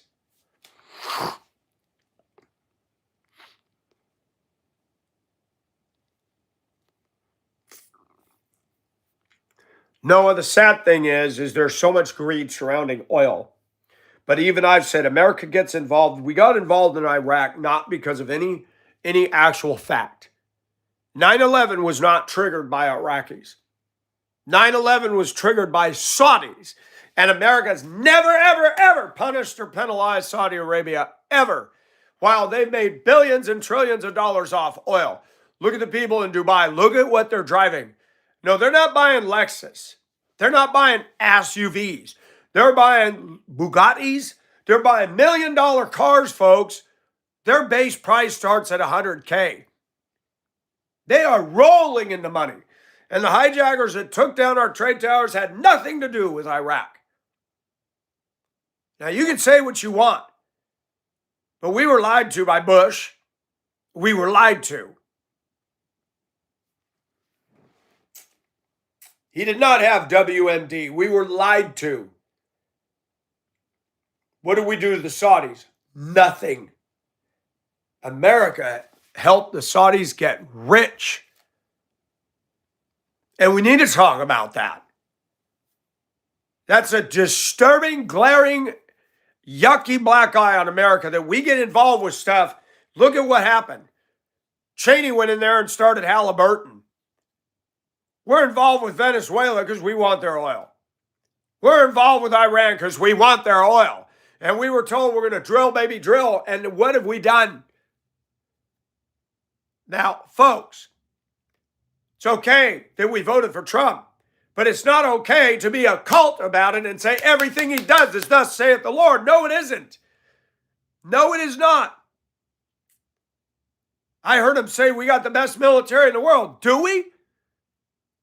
Do we? Are we stopping the BS that's going on over there? No, we're not. No, we're not. It's okay to question. It is. Just because we voted for him doesn't mean that everything he does is virtuous. I don't make good decisions all the time. Last weekend, I made a stupid decision and lost a lot of money. We need people in our lives to keep us on the correct rails. Tell me I'm talking out of my butt cheeks. Is anybody with me on this? Anybody? We all need counselors. We all need advisors. We all need people, not to bossy butt, but to help us steer the right course.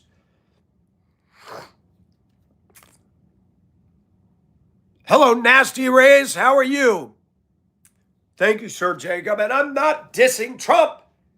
Can you imagine if Crapola had gotten the presidency? We would have been done a long time ago.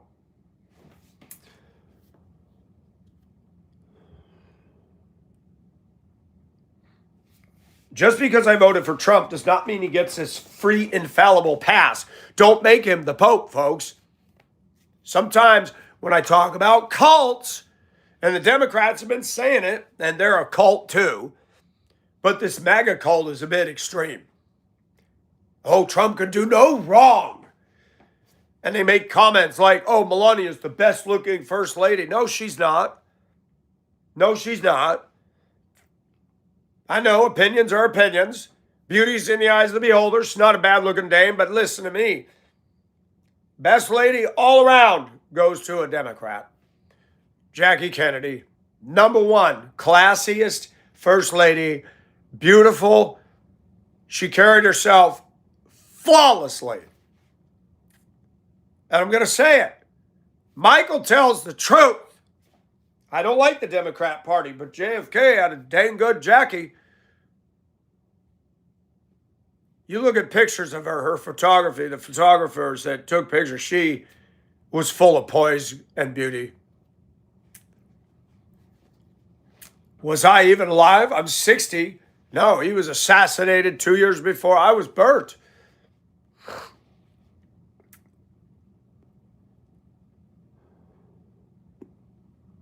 Oh, yeah, diesel. They upcharge the heck out of it. I swear they're trying to destroy the truck driving industry. Biden tried to do it. He wanted to ban all fossil fuels. Okay. How's that going to work for a 52 footer on electric? Have fun with that. I need some more crunchy crunch. No, there's only one without sin, folks. And we got to stop pedestalizing anybody outside of God.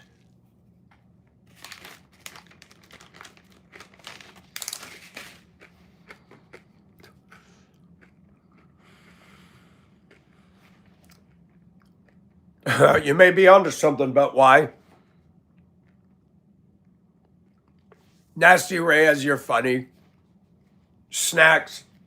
For those of you that were here last night, there's a lady at the flea market looking for trolls for me. So she finally got a boo.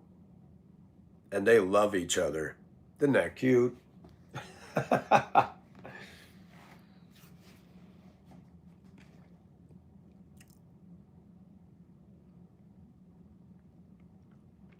Yeah, wait till electric car. Wait till an electric school bus bursts into flames. When I was at transportation, I was there the day the Thomas rep came from the Thomas school bus factory. And he said, if this catches on fire, get away from it. Get far away from it. It's not going to go out. And the fire department's not going to be able to put it out. Oh, and we put this on a school bus with children. Okay. Great idea. Hey, Mary, how are you? Hey, Catherine.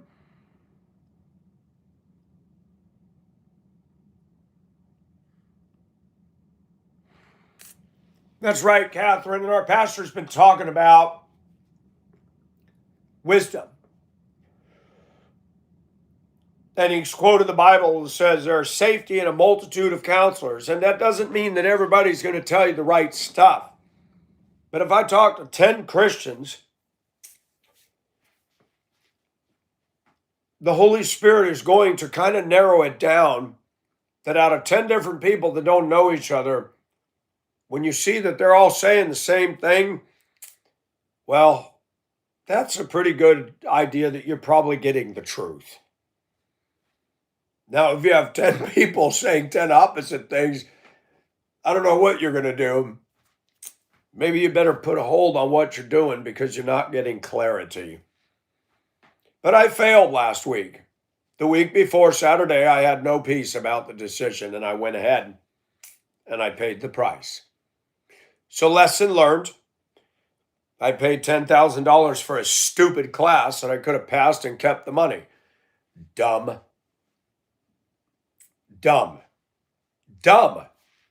That's me. I made a dumb decision and I knew better.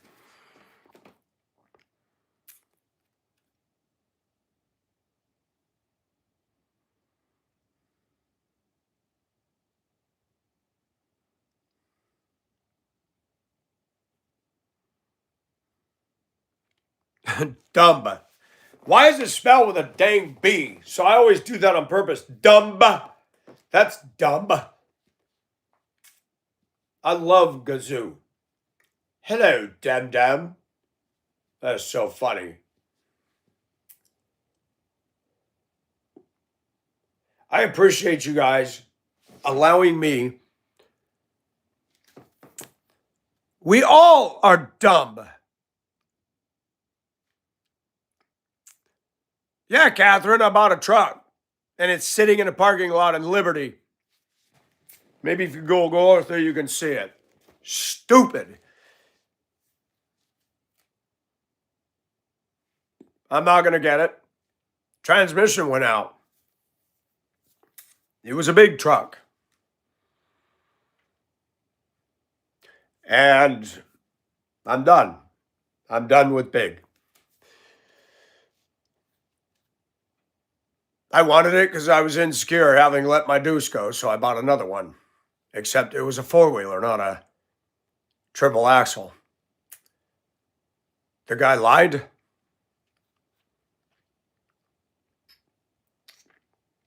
And now I'm learning to be content with such things as I have.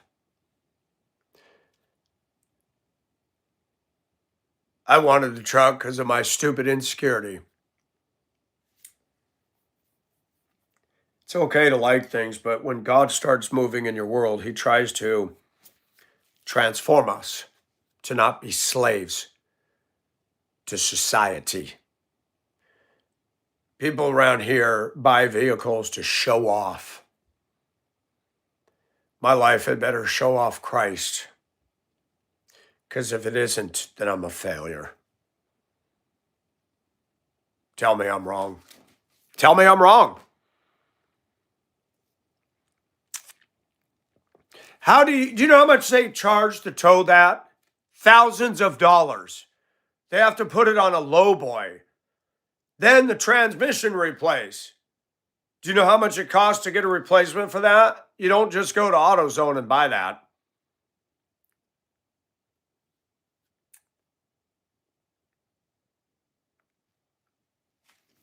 No, I did leave it there. And E-Rock called the owner and said, we're doing our best. At this point, we've just both said, forget it. You can't get in trouble for abandoning a vehicle unless it's in the middle of the dang street or the highway.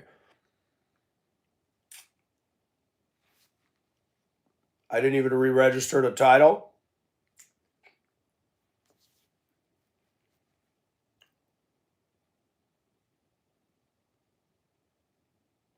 I already notified the sheriff, told him what happened.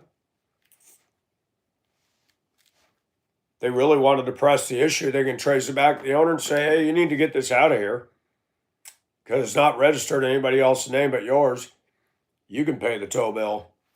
You lied to the guy. You get it out of here.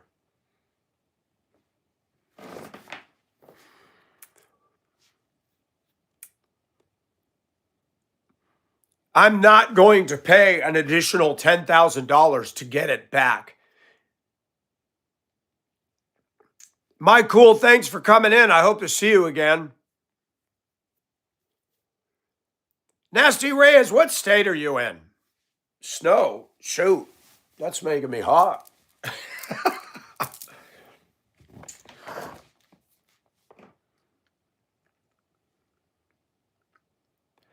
Oh, you guys got bombed up there, huh? How much? I have to make a decision. When you realize, the guy told me there was nothing wrong with the truck. Oh, did you get any lake effect? Hi, Jet. How are you?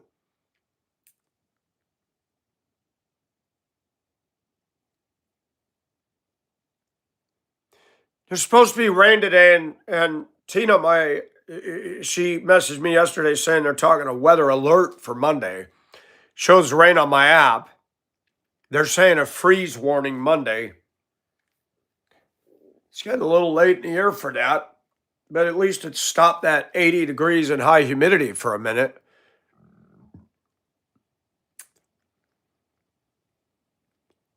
Well, Sir Jacob, it's too late now. Right now, I'm hunkered down and cutting all spending unnecessarily, which I don't spend ridiculous. My flea market finds are cheap. Supposed to go to bonus this month because of my eval in December and just hunker down and get it back. That's all I can do.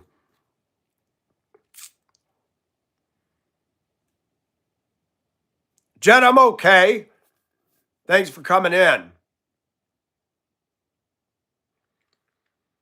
I'm disciplined.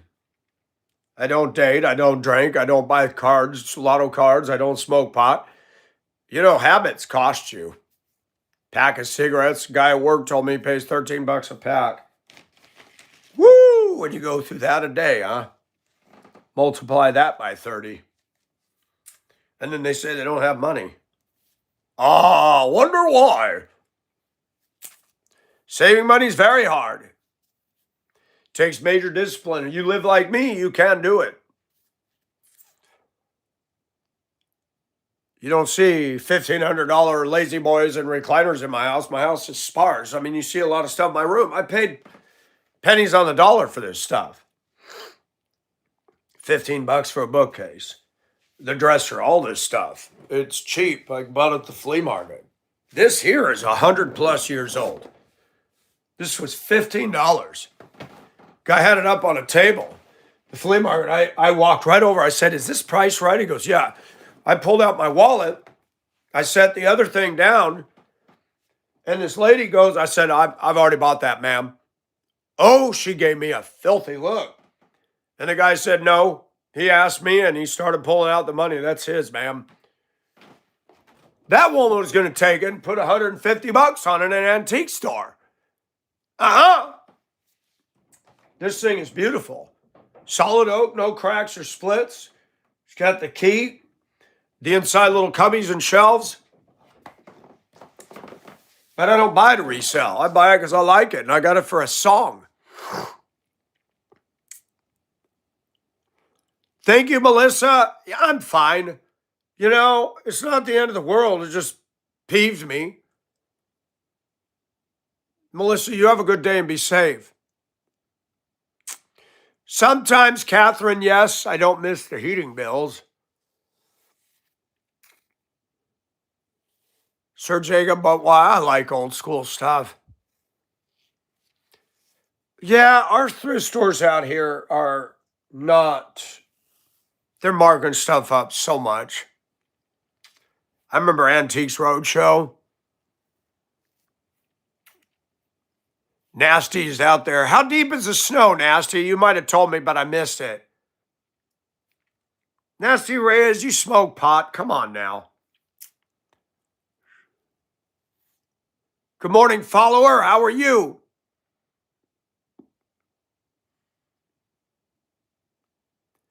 $40 in New Zealand. That'd be a good reason to quit, huh? Is it really 8:33? Man, I sit in my room and I lose track of time. This is the time machine. I better go, folks.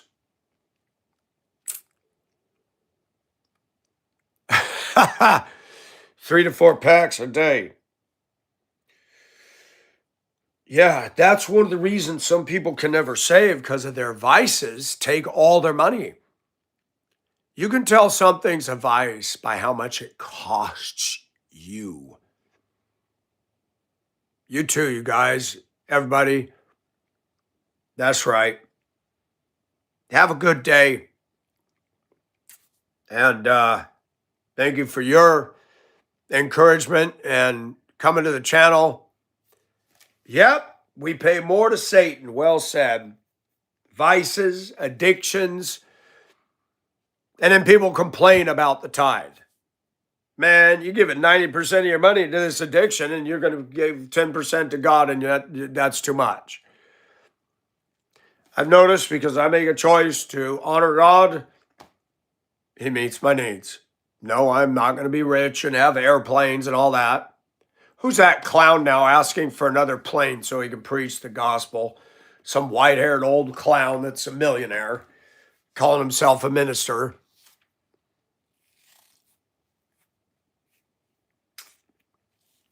We all struggle with something nasty. God's not done with us yet. You too, Catherine. Thanks, all of you.